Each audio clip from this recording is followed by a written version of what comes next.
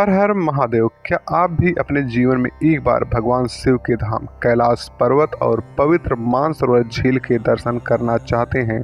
क्या आप जानते हैं कि एक छोटी सी गलती आपकी कैलाश मानसरोवर यात्रा 2026 की रजिस्ट्रेशन को रद्द कर सकती है?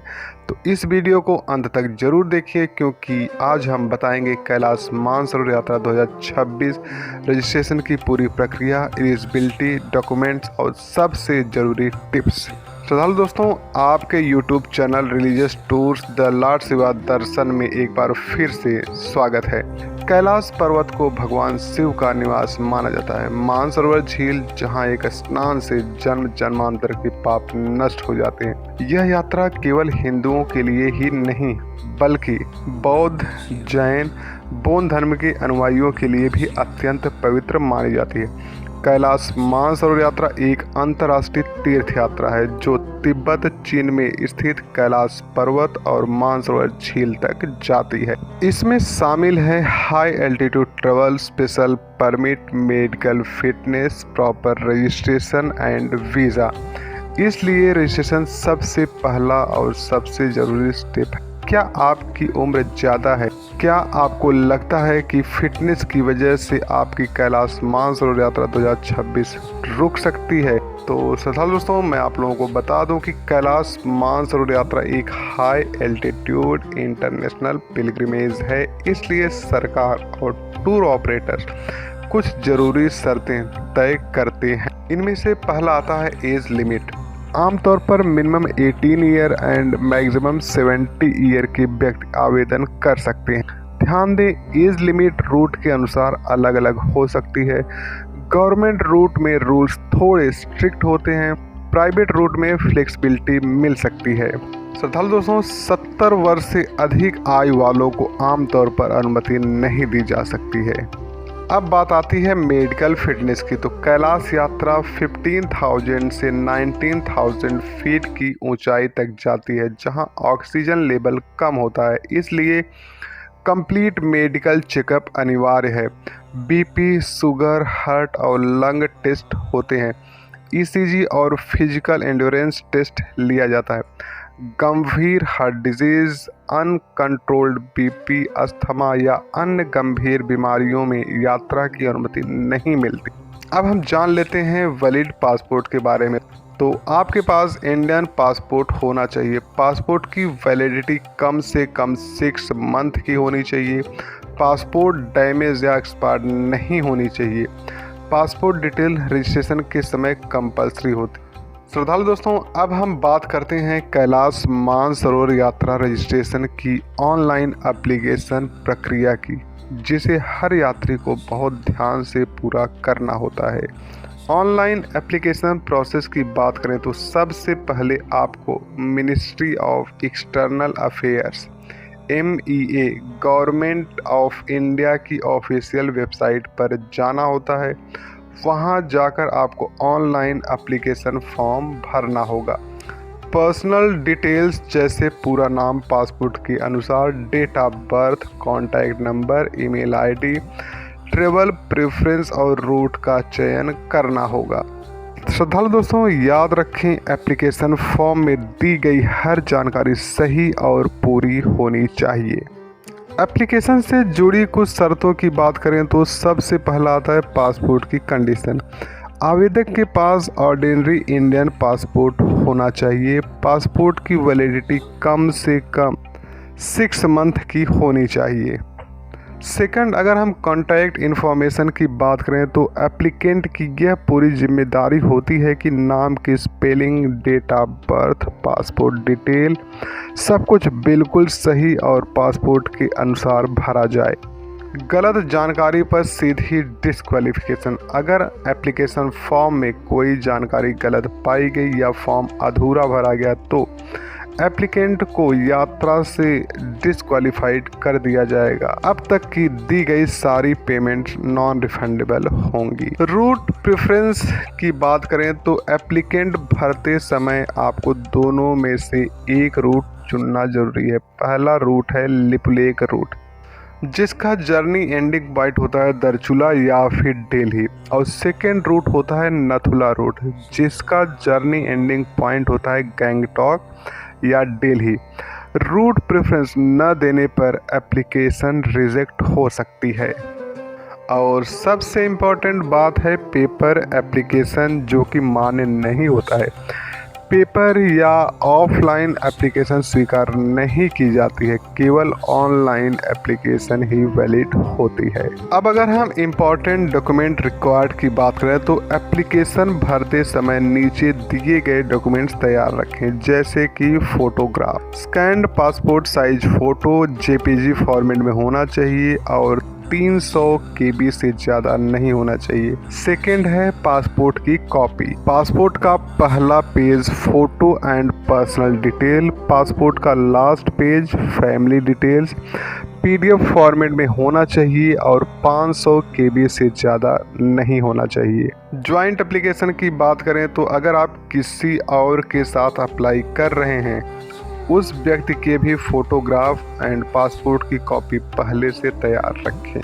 एप्लीकेशन सफलतापूर्वक सबमिट होने के बाद फ्यूचर रेफरेंस के लिए प्रिंट आउट निकाल कर सुरक्षित रखें। एप्लीकेंट को कंफर्मेशन SMS, कंफर्मेशन ईमेल प्राप्त होगा। यह कंफर्मेशन प्रूफ होता है कि आपकी एप्लीकेशन सक्सेसफुली सबमिट हो चुकी है। श्रद्धालु दोस्तों, आप जानते हैं कि ऑनलाइन रजिस्ट्रेशन के बाद यात्रियों का चयन कैसे किया जाता है और सिलेक्शन के बाद आपको किन किन बातों का विशेष ध्यान रखना होता है। कंप्यूटराइज्ड ड्रॉ सिस्टम कह सकते हैं या लॉटरी सिस्टम। कैलाश मानसरोवर यात्रा के लिए यात्रियों का चयन ministry of external affairs MEA द्वारा एक फेयर और अनबायस्ड कंप्यूटराइज्ड ड्रॉ के माध्यम से किया जाता है। यह सिलेक्शन पूरी तरह रैंडम, ट्रांसपेरेंट, जेंडर प्रोपोर्शनल होता है और चयन के बाद यात्रियों को अलग अलग रूट्स और अलग अलग बैचेज आवंटित की जाती हैं। सबसे इम्पॉर्टेंट बात, अगर 2 व्यक्ति साथ यात्रा करना चाहते हैं तो वे एप्लीकेशन फॉर्म भरते समय सेम बैच में यात्रा करने का ऑप्शन दे सकते हैं। प्रयास किया जाता है कि दोनों को सेम बैच मिले, लेकिन यह दोनों एप्लीकेंट की एलिजिबिलिटी पर निर्भर करता है। ध्यान रखें श्रद्धालु दोस्तों, हर एप्लीकेंट को अलग अलग ऑनलाइन एप्लीकेशन फॉर्म भरना अनिवार्य है। अब बात आती है कि सिलेक्शन की जानकारी कैसे मिलेगी। तो कंप्यूटराइज्ड ड्रॉ के बाद सिलेक्शन एप्लीकेंट्स को registered email ID, registered mobile number पर ऑटोमेटेड मैसेज भेजा जाता है। आप अपना स्टेटस हेल्पलाइन नंबर 011-230-88133 पर कॉल करके भी जान सकते हैं। अब आप जान लीजिए जरूरी नियम और शर्तें। रूट और बैच चेंज के नियम। एक बार रूट बैच कंप्यूटराइज्ड सिस्टम से अलॉट हो जाने के बाद आमतौर पर चेंज नहीं किया जाता। यदि कोई विशेष कारण हो, पैसेंजर लिखित जस्टिफिकेशन के साथ रिक्वेस्ट कर सकता है। चेंज केवल वैकेंसी उपलब्ध होने पर ही किया जाएगा। इस विषय में मिनिस्ट्री का निर्णय अंतिम होगा। अब हम सिलेक्शन के बाद पेमेंट की बात कर लेते हैं। तो कंप्यूटराइज्ड ड्रॉ के बाद सिलेक्टेड एप्लीकेंट को KMVN कुमान मंडल विकास निगम या STDC Sikkim tourism development corporation के डेजिग्नेटेड बैंक अकाउंट में कट ऑफ डेट से पहले पेमेंट करनी होती है। यह कंफर्मेशन अमाउंट नॉन रिफंडेबल होती है। पार्टिसिपेंट कंफर्मेशन करने के लिए अनिवार्य है।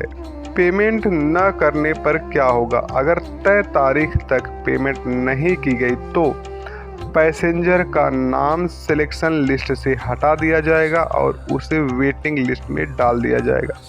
ऐसे में पैरा 3 के अनुसार अन्य यात्रियों की रिक्वेस्ट पर विचार किया जाएगा। बैच रिकन्फर्मेशन अनिवार्य है। कंफर्म्ड पैसेंजर को दिल्ली पहुंचने से पहले ऑनलाइन रिकन्फर्मेशन करनी होती है। यदि रिकन्फर्मेशन नहीं की गई, पैसेंजर का नाम बैच लिस्ट से हटाया जा सकता है। DHLI पर रिपोर्टिंग अनिवार्य। कन्फर्म्ड पैसेंजर को DHLI Delhi heart and lung institute निर्धारित डेट और टाइम पर रिपोर्ट करना अनिवार्य है। तय समय पर रिपोर्ट न करने पर उस बैच से नाम हटा दिया जाएगा। इम्पॉर्टेंट, हर बैच के सभी यात्रियों के साथ यात्रा करनी होती है और साथ ही वापस लौटना होता है। अब श्रद्धालु दोस्तों, हम जान लेते हैं वेटिंग लिस्ट पैसेंजर के लिए नियम। तो registered waiting list passengers DHLI पर रिपोर्ट कर सकते हैं। ड्रॉप आउट पैसेंजर की जगह शामिल किए जा सकते हैं। वैकेंसी उपलब्ध होने पर और मिनिस्ट्री की अनुमति पर निर्भर करता है। सिलेक्शन के बाद जरूरी डॉक्यूमेंट्स।